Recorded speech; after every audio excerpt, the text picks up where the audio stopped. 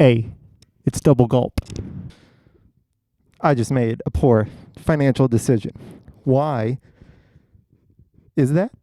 Well, this is a 1975 Rhodes Mk1. Fully mechanical electric piano. Very cool. Very unnecessary.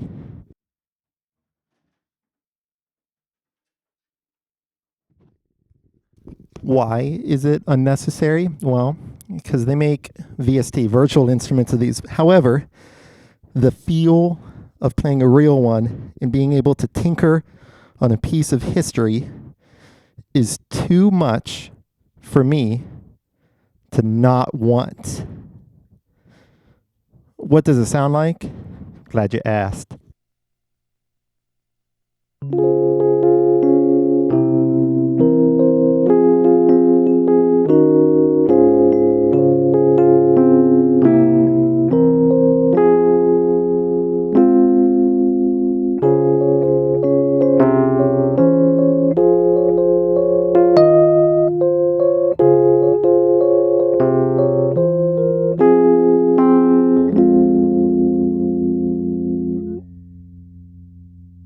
Yes, it's that piano.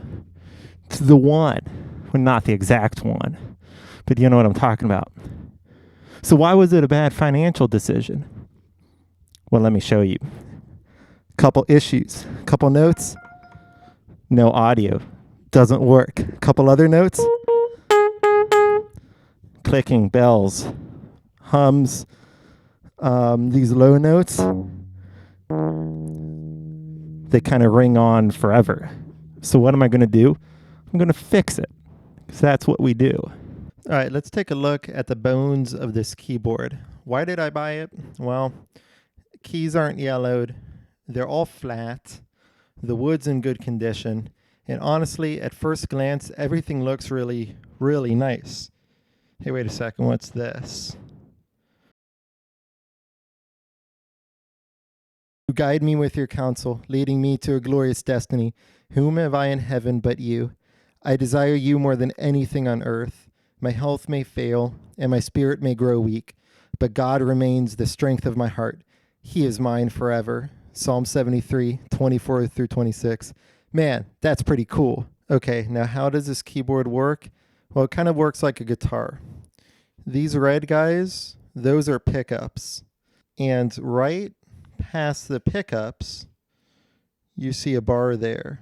There's a bar on the top, and then a bar on the inside portion. I'm not sure what the one on the top does yet. I'll figure that out eventually. But then, you see that white pad? That's the damper. That goes down, and a hammer, which is that black rubber, comes up and hits that. And that's what creates the tone of the keyboard. Now, I've zoomed way in. And what can we see on this note? I hit the notes, the damper goes down, and that piece of rubber in the backside hits. This wire is broken. This is why that note doesn't work. Remember, this is a fully mechanical electric keyboard. So I have to fix that. I have to resolder that joint. You can see there are many other joints that don't look quite so good. So I've got to redo them. And I figure I'll do one at a time. I won't show them all to you for sake of, boringness. But I'll show you how I'll tackle this one. Okay, well, I brought up the harp. I've been staring at this thing for a while before I just start soldering on it. Just trying to figure out what's going on here. I now know what these parts are. These up here, those are tuning forks. And on the back side of the tuning fork, they're the tines. Those are the small bars there. Now those tines vibrate when they get hit by the hammer. That vibration gets picked up by the pickup, which is the red guys there. And you can see how they're not evenly spaced away from the pickup. Trogdor in the back there. That's how great my camera is at focusing. ADHD moment. they're not even. Those tine springs adjust the actual pitch, so those need to be adjusted as well. Everything is going to need adjusted. So, how do I fix it? Well, soldering iron. I have to first take out the old solder. And one way to do that is by heating it up and using this little plunger sucky guy. That'll melt the solder, and then I'll be able to quickly go and pull it out. However, that's not the most ideal, especially with so many of them that I potentially have to redo, and the workflow of going back and forth, I don't know how, what material they soldered it with. It might melt at weird temperatures or do all sorts of things. So I talked with my dad. I didn't tell him about this keyboard because I want to show it to him after I fix it. And he gave me this. What is this, you might ask? Come on in. I'll show you. This is the same brand as my soldering iron. However, this one is from Japan. So it runs on 50 hertz. Whoa, I'll explain that in a second. You can see, definitely Japanese. Very cool. But hold on, what's this? Then Jesus said, "Come to me, all of you who are weary and carry heavy burdens, and I will give you rest. Take my yoke upon you. Let me teach you, because I am humble and gentle at heart, and you will find rest for your souls. For my yoke is easy to bear, and the burden I give you is light." Matthew 11:28-30. That's really cool. Back to the tool. This is a heater on the end. Whoa. Top's not flat. This is a heater on the end and a vacuum pump. I've plugged it in. Tip is getting hot. Obviously, you can't see that, but vacuum pump.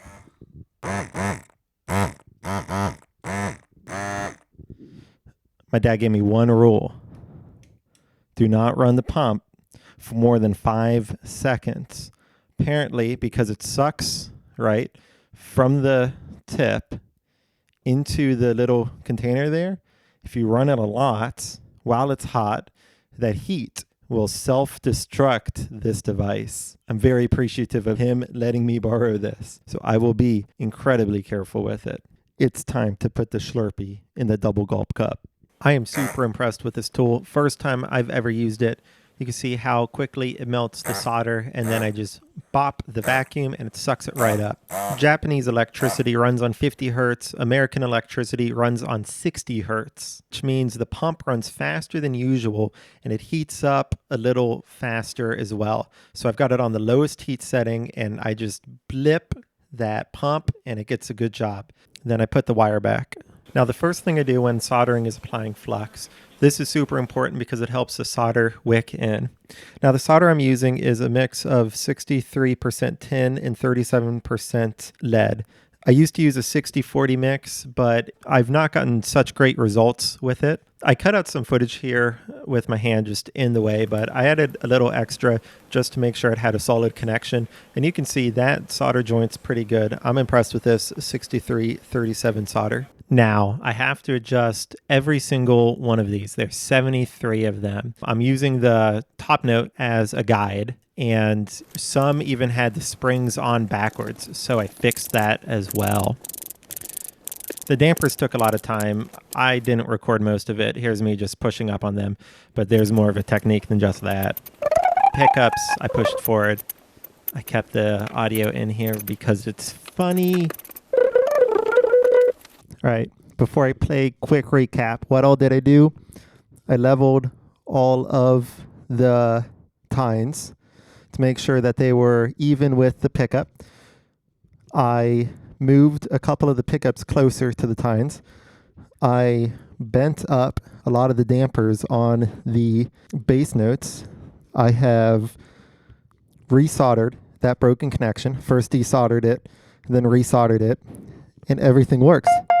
There's that note that was broken before. We are good to go.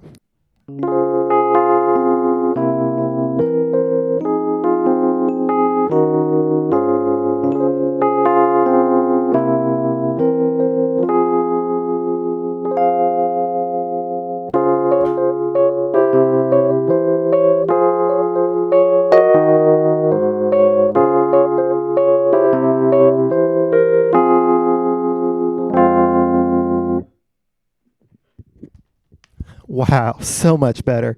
So much more fun to play as well. Couple things, there's still some notes with weird clacky sounds. I think the clacking is the damper, the hammer hitting the damper.